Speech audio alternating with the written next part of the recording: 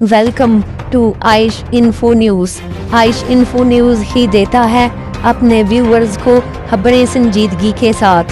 तो नज़र डालते हैं अब तक की ताज़ा खबरों पर।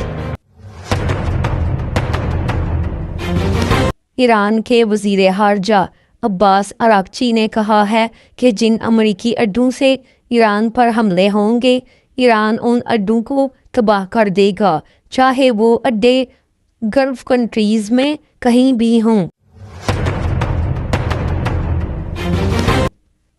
इसराइल लबनान में जंग बंदी होने के बावजूद भी इसराइल लबनान पर बमबारी कर रहा है, जिससे एक अस्पताल को भी नुकसान पहुंचा है और जानी और माली नुकसान भी हो रहा है। ईरान से खबर है कि बहराए ओमान में ईरान की बहरिया ने अमरीकी बहरी जहाज़ों पर फायरिंग की, जिसके नतीजे में आगे बढ़ते हुए अमरीकी जहाज़ों ने अपना रुख मोड़ दिया और बहराए ओमान से निकल गए।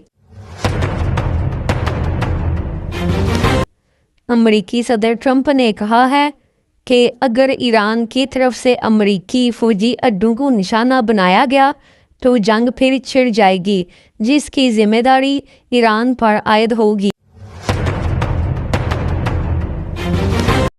ईरान के वज़ीर ख़ारजा ने कहा है कि दुनिया की सबसे बड़ी ताकत यानी अमेरिका का मुकाबला करना कोई मामूली बात नहीं है, बल्कि ये ईरान के लोगों के मुत्तहिद रहने का नतीजा है।